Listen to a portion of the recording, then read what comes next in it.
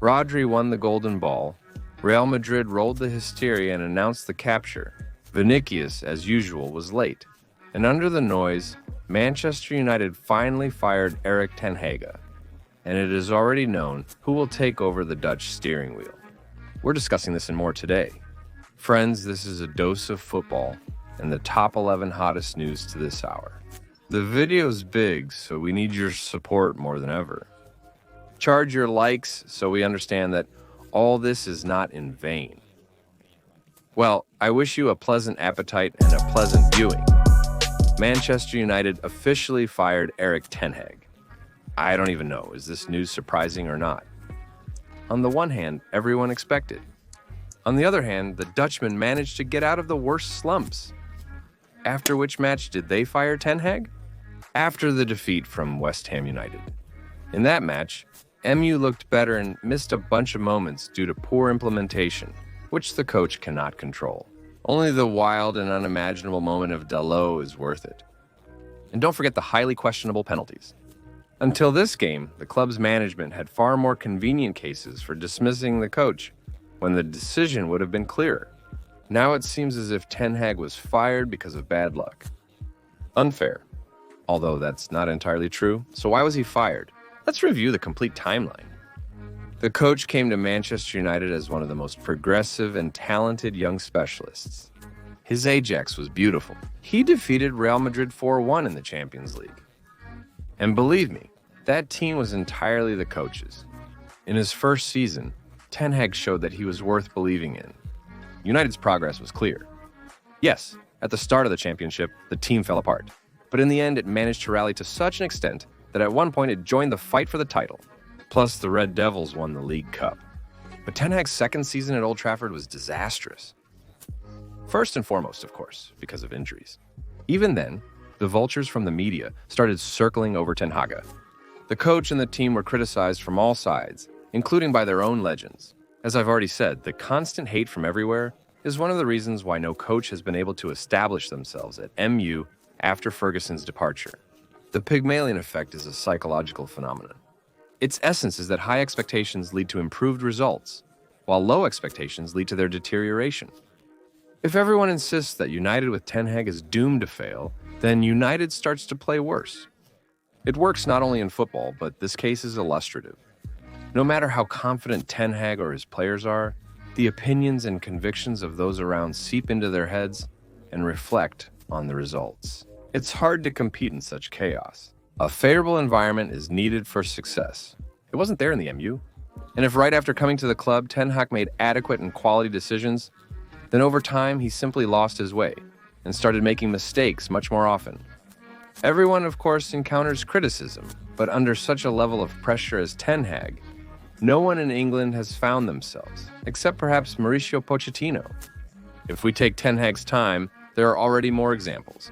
In the same MU, it's worth remembering Jose Mourinho, Ralph Rangnick, and the last days of Louis van Gaal. And why is that? Because first of all, United is still the most popular English club in the world, and secondly, because the MU bosses have not worked on creating a favorable atmosphere.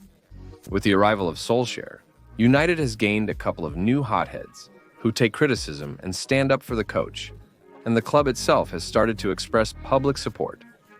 Perhaps this will save the next coach from the fate of ten Hag, Rangnick, Solskjaer, and Mourinho with Van Gaal. Manchester United is looking for a new coach following Erik ten Hag's firing. The interim responsibilities have been taken over by ten Hag's assistant, Ruud van Nistelrooy. However, it seems that the bosses of the Red Devils do not believe he is ready for the role of head coach. Despite his inexperience, the young specialist appears to be entrusted with the position. Rumors are circulating about the appointment of Xavi. The Spaniard's wife only fueled them, publishing a photo in which their son, Dan, fills out a journal on Nino in a Manchester United jersey. But according to men, Julian Nagelsmann, Ruben Amorim, and Thomas Frank are vying for the spot. Nagelsmann has already expressed interest, despite working with the German national team. Respected journalist Florian Plettenberg writes that Amorim has also given the green light. Originally, Ruben was only preparing for a new club next summer. If such a case has occurred, it must be leveraged. According to Plettenberg, the first negotiations between Sporting's coach and Manchester United took place a few weeks ago. Amari is now the favorite for Manchester's bosses. Much depends on Sporting and whether a deal can be agreed with the Lisbon side. Returning to the data from Men, the publication states that Amari is likely to have the opportunity to play for Manchester City in a season and a half. Recently, the sports director and Citizen befriended Amari and his colleague Hugo Viana, and they say that Ruben is just waiting for Sporting to allow him to pack his bags. Others, however, believe that Amari is still in doubt. From the new coach at United, they expect substantive work with the youth. Mew has a strong academy, and Sir Jim Redcliffe prefers to grow stars, not buy them. Amari fits. It was he who revealed Pora Nunisha from Manchester City, Inasha, Paulinho, Ugarte, Diamande, Nuno Mendusha, Dika Reisha. Amari also knows how to create the right atmosphere in the locker room. And now it seems that the United players need this quality of the coach even more than his tactical insights. But again, we're talking about Manchester United. Not a single coach will succeed in the club without the appropriate conditions. And Mourama's success at Old Trafford will heavily depend on how the management behaves. Real Madrid players are being harassed by their own fans after the defeat from Barcelona. Not everyone, of course, but as always, such matches intensify criticism towards the team. The players and coach are instantly reminded of all their previous failures. However, as journalist Edu Aguirre told on air, the footballers from the left wing do not feel broken and humiliated after the classic. They believe that the score with a big disadvantage is only due to the lack of luck in the end. And the team's game was not so bad, especially before the missed one. And fortunately, they are right. However, it's strange to hear justification about realization from real players who, well, very often win, playing even worse than the opponent, but bypassing him and finishing. And I don't remember Madridistas saying after such matches that they were just lucky. Honestly, I don't believe it's luck, but rather the experience, class, and character of Real. But still, both Meringue believe in luck. Of all the Real Madrid players, Kylian Mbappe is the most dissatisfied. According to Edo Ager, Donatello feels that he has let the team down and has not yet met the expectations placed on him. Meanwhile, the Frenchman is confident that his success in the club is just a matter of time. In general, Kylian's game is not as bad as it seems from the statistics. Yes, the Classic was a complete failure, but if you carefully study all his matches in Madrid's football, you can notice that there are many interesting decisions on the attacking account. Most importantly, he's willing to change for the team's benefit. In the passage, Kylian practically did not press and did not help in defense at all. In Real, Mbappe has been surprising with his hard work and dedication from the first matches. The problem is that this is still not enough to find the desired balance. Carlo Ancelotti has tried several schemes, but so far there is not a single stable option, and the players feel like they don't have solid ground under their feet. After all, their scheme and game plan are very shaky constructions. That's why the players don't have the same confidence going forward. Barcelona's victory in the derby is, first and foremost, a mental victory. Mario Balotelli was eagerly awaited in Genoa. Rumors of a potential transfer have persisted for a while. The club from Genoa found itself in a difficult position due to injuries and was forced to enter the free agent market. Famous Italian singer Andre De Filippi, who performs under the pseudonym Alpha and is a fan of Genoa, called Mario to join the team. Balotelli, Mario, Super Mario, come to Genoa, I beg you.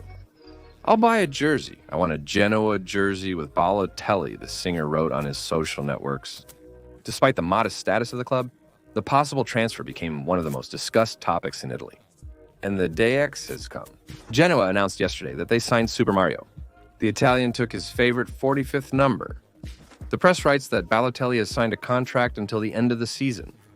The forward is taken exclusively because of the difficult situation. Under other circumstances, Mario would not be considered because of his indiscipline and regular out of bounds. Following Balotelli to Serie A, another legend, Francesco Totti, may return. He again stated that he is ready to play football. This is not a joke, and I am quite serious. Let's see how the body reacts. According to La Repubblica, Como has contacted Francesco. The ex-player was offered a contract until the end of the year, and Totti is indeed interested in this offer. I'm unsure if the offer is warranted by the on-field performance. In the end, Totti ended his career in 2017, and he is now 48. Yes, thanks to his technique and experience, he will still be of some value during the matches. If he comes out, it'll be for just 3 to 4 minutes. But I think if he's signed, it'll be primarily because of his name. Plus, I'm sure the Roma bosses want to invite Totti to work after this season. Not as a footballer, but as one of the directors. In Rome, Totti has managed his duties effectively. Together with Varane and Fabregas, they will promote a stylish project from a city with a population of less than 100,000 people. Totti's return will boost Roma's popularity, the main goal of the club's bosses. But this does not prevent the emperor from laying a couple of beautiful heads. You just believe me. Fiorentina just destroyed Roma in a recent match. And here's another Roma coach about to be sent off. Ivan Jurjevic came in place of Daniel De Rossi, who was fired over a scandal. The club's general director, Lina Saluko, was upset that Dybala had recently refused a transfer to Saudi Arabia and forbade De Rossi to include him in the lineup. De Rossi ignored Saluko's warning and proceeded to free Dybala. In response, she told the owners that all the players are advocating for De Rossi's dismissal, and the bosses believed her. The deception was only revealed at dawn. After the dismissal, the footballers came to the owners and asked why the coach was fired. Saul was also made to resign. By then, the club had announced De Rossi's dismissal and Erik's appointment, so management left everything unchanged. Roma released a letter bidding farewell to Daniele, hoping for his return. His contract wasn't terminated, so his comeback might be soon. Nicolas Kira reports that Roma's owners are considering firing Erik and negotiating with De Rossi again, despite Juric's recent dismissal. Erik doesn't believe he will be let go, saying, "I never considered resigning. One bad evening shouldn't change everything. There have been good and bad matches. I'm certain the team supports me. In Rome, they often make hasty and uncertain decisions. Juric's dismissal wouldn't surprise anyone. Moreover, according to the data, the team is set against the Croat. Juric had a heated exchange with defender Gianluca Mancini during the break in the Fiorentina match. Considering how Volkov's defense played that day, most likely, Ivan lashed out at Mancini with harsh criticism, even with insults. Mancini couldn't tolerate it and removed Gianluca from the field immediately after the break. It appears the issue went beyond mere tactics. Sir Alex Ferguson could have thrown in the towel, but he never resorted to physical violence, as far as I know. The Manchester United dressing room consistently backed the coach, regardless of who he was in conflict with. Jurjevic does not have such authority. He came to the team as a temporary solution who will be fired if the team does not make it to the Champions League zone. Now everything is heading towards him being gotten rid of even earlier. Nuri Sahin was responsible for the tactical preparation of Borussia Dortmund under Edin Terzic, and the management expected that the results would not get worse at the very least under him. On the contrary, considering that Dortmund's attack became more convincing after Sahin's arrival, the team expected progress. But so far, everything looks very doubtful. The club is just 7th in the Bundesliga. Recently, Schmelly couldn't overcome modest Augsburg. And after a successful time with Real Madrid, which provided the starting plan for Shakina, Nuri made miraculous substitutions and destroyed the chances of success in the game. Clouds are gathering over Shakina. According to Kicker, the future of the German Turk will be determined by the results of the next 4 matches. The bosses of Borussia don't like to change the coach during the season, but they have serious doubts about the coach. Former German footballer Dietmar Hamon stated that Shakina had no issues with the substitutes. There were many players who no longer wanted to see Terzic, yet he became the most successful coach of Borussia in recent years. Now, there's a new coach on the team, and I get the impression that some Borussia players no longer want to work with him. The footballers were given too much power in the club, but as employees, it's not their business. It seems to me that 1 or 2 players are using their position for their own interests. There were definitely certain problems under Terzic. Consider the situation with Mats Hummels, who was let go after a very successful season, precisely because they dismissed him despite his strong performance. Precisely because they were afraid of a breakdown in the locker room. But perhaps a couple of difficulties remained in the bag of tricks. Personally, I think Shakina should be given time and see how she will handle the challenges both on the field and beyond. Borussia's young band is expected to compete for trophies by the club. It's a tough job. The bosses of Dortmund are probably already looking at Erik ten Hag, who was an option for them last season when it was thought that the Dutchman would be fired from MU. Ten Hag has already worked in Germany. He skillfully nurtures young talent. A suitable specialist. After the thrashing at United, Borussia will seem like a fairy tale to him. Until last night, Vinicius was absolutely sure that he would win the Golden Ball. As Releva writes, the Brazilian even booked one of the Parisian restaurants to celebrate the victory with his close ones. And then it turns out that Rodri takes the title. Perdak Vinicius flared up. According to Hassa Peperdolia's data, the naming was done so that Real would not attend the Golden Ball Awards ceremony. A few hours before the flight, the club canceled the flight, on which a delegation of 50 people, in the composition of the Slivs, was supposed to fly to Paris. According to Mark, Real also refused to release a 5-hour program about the Golden Ball on Club TV. The team is filled with an amazing injustice. Coop, Releva, and Marca unanimously claim the club is disrespected and lost the Golden Ball due to strained relations with UEFA. Now in Madrid, Nagrado is called nothing but the Golden Ball of UEFA. And of course, it's about Chifrin and the Compass. Everything is interesting between Manchester City and Chifrin. No courts, no disputes. Wait a minute, though. I understand Real's disappointment. I understand Vinicius' disappointment. But you have to know how to lose. The absence of ZM in no way diminishes Vinny's achievements last year. And it doesn't take away Real Madrid's title from last season. Subjectively and ambiguously, the award went to someone else, and to hell with it. There's no need to behave like in a kindergarten and make a circus out of it, especially considering how many times real players undeservedly receive this trophy, and to the magnificent, brilliant, 1,000 times better Vinicius Rodri. It's understandable that losing is unpleasant, especially when you think it's undeserved. But Real contradicts itself. The club was prepared when waiting for MV.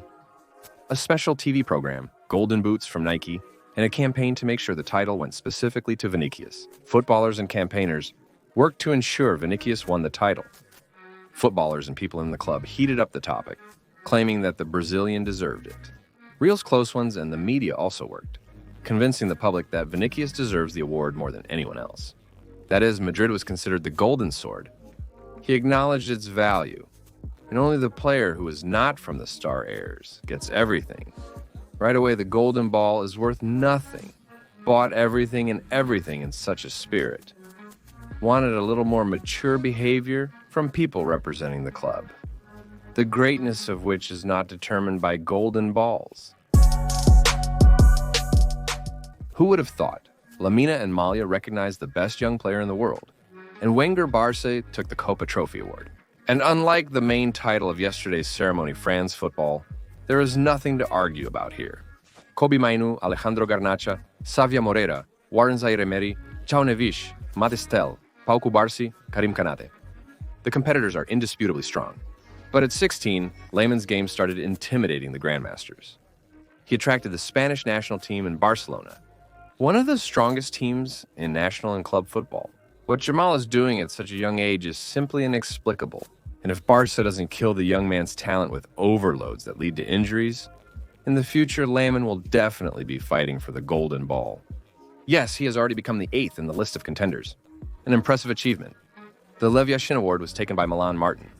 Unexpected second consecutive occurrence. And I just remember that Emmy was sitting on the bench at Arsenal. 8 years. Where were you the past 8 years? Martino has been benched that whole time. The Argentine behind the cannon played just 16 matches, and then he left Arsenal. Since then, he has won the World Championship, the America's Cup, twice became the owner of the Lev Yashin Trophy, and the recipe for success is simple. Cesc Fabregas, Samir Nasri, Gel Clichy, Robin van Persie, and many others confirm. All it takes is to leave Arsenal, and the job is in the bag.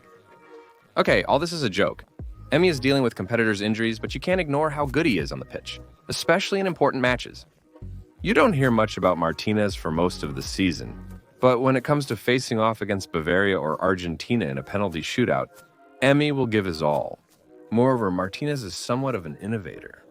Manuel Neuer pioneered a new goalkeeping approach that has been widely adopted by others. Like Lev Ivanovic in his time, Manu's a real revolutionary. That's why he could even take the Golden Ball. Although, of course, there were those before Manu who played well with their feet and terrified the defense with their exits.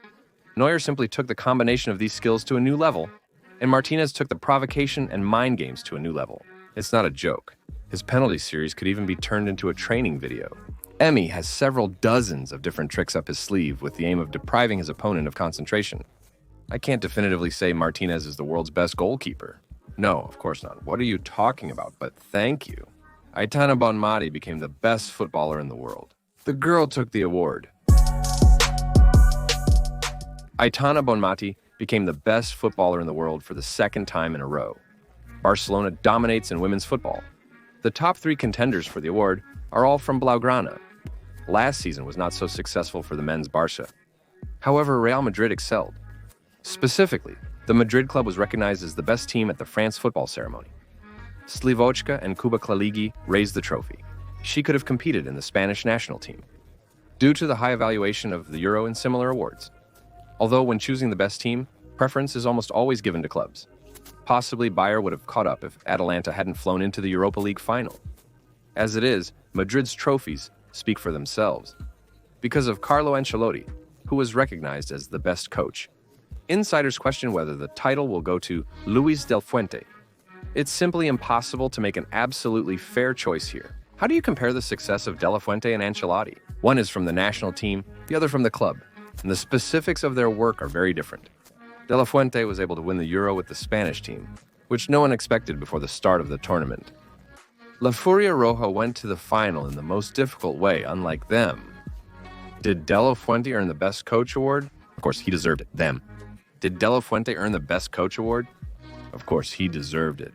Just like Ancelotti, who successfully adapted the team to the most diverse conditions in the Champions League. Yes, and he also helped to perform very stably in La Liga. He brought Vinicius to a new level. What metrics are used to determine the best coach? How to compare De La Fuente and Ancelotti? Oh, come on, this is still a complicated case. Here, Xabi also has a completely different situation and completely different challenges compared to what Papa Carlo had to deal with. Did Alonso earn the Best Coach Award for creating history with Bayer? Of course, he deserved it. Just like Ancelotti. The title of the best at this ceremony only reflects the title of the best at this specific event. Relax and respond accordingly. Argue about who is the best. Agreed? Well, the hottest topic about who is the best. Agreed? Well, the hottest discussion of the trophy is only in our Telegram channel. Be careful. If you are not 18, it's better not to go there. Because we publish without 18, it's better not to go there. Because we publish there. Most importantly, Rodri won the Golden Ball. As you remember, I argued for this decision every time we talked about the Golden Ball. Well, who's in the know here? For a number of reasons. The Spaniard had a fantastic Euro. He performed as stable as possible, both for the national team and for the club. Rodri does it all on the pitch. He intercepts, drives attacks, controls the pace, even scores when he has to move forward due to the opponent's low block. Rodri has become a key player for the formidable Manchester City, a team that even made Real Madrid huddle in the penalty area and hope for success in the penalty shootout. Coaches have long since figured out the trick. Yes, I note again that they hang a personal guard on Postoyanoi like he's some kind of Ronaldo or Messi. But his contribution to the game could also benefit Vinicius, who took second place. I could also bring a lot of arguments. But Rodri is a pillar. When was the last time a pillar received a golden ball? 2003 year, Pavel Nedved. And then just players attackers Modric is still an attacking midfielder. When will a pillar lift the title next time? Another 20 years later. And that's unfair. Yes, defenders, liars, tricksters don't take up much space and aren't that noticeable. But do they contribute less than the forwards? No. But for Rodri to win the Ballon d'Or, some epical season with 12 goals, 14 assists, 4 trophies, and just 1 defeat was needed. Defeats, just think about it. The defender scored 12 goals and had only 1 defeat. Just think about it. The defender scored 12 goals with and without it. But he didn't even make it to the APL without it. But he didn't even make it to the APL nominee list for the best player of the season. Funny? Not really. This brings no consolation for Rodri and his golden ball. And a slap in the face to Apple. And the general underestimation of footballers of the ball. And a slap in the face to Apple. And the general underestimation of footballers to the contenders for the award. Not only does he have such a position, but he also does not stand out in any way. Even social networks do not lead. And his speech after the award is very simple. I'm a private person who loves sports and my job. I strive to be a good person. Rodri, receiving the award on crutches was significant. Real Madrid believes Union of European Football Associations intentionally denied them the golden ball. I doubt Chifrin is pleased that the injured Rodri, who criticizes the schedule, won the award. Rodri's victory at the World Cup is a message that football is primarily a team game, in which creating conditions for others' moves is no less important than making these moves yourself. The Spanish press writes that Vinicius was in a revelry until yesterday. Last night, the Brazilian was already celebrating the victory with the family of the reveler. Last night, the Brazilian was already celebrating the victory with his family and friends and promised to give each of them a watch. And a few hours later, he was told that the award would go to Rodri. Vinny Silstack reacted to the Spaniards' title. "I'll do this 10 more times if necessary. They're not ready." Winger, it seems, saw the Russian plot that happened. Although obviously the explanation is much simpler. Among those who voted, there were more who rated Rodri's performance higher.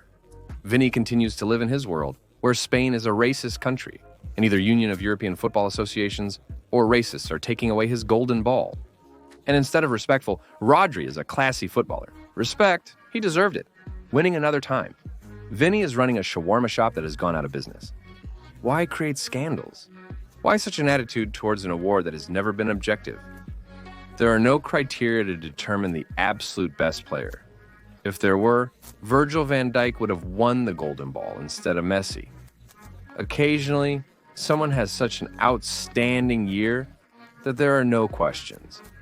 But usually, there are 5 deserving players.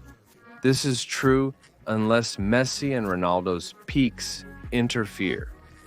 Arguments can be made for any side, but in the end, Rodri was deemed the best and won the award. However, this is no reason to throw a tantrum, cancel charters in Paris, or not congratulate a colleague on their victory. It's a reason to learn the old saying about the hop and the jump, as Geralt of Rivia said. You guys just won't learn. And for today, that's all. Thank you for watching and for subscribing to the channel. Friends, I remind you that now there is a dose of football on the radio. You can listen to our radio version by the link in the description. Well, my name is Kirill Cast, and this was your daily dose of football. Peace to your home in Johanga, friends.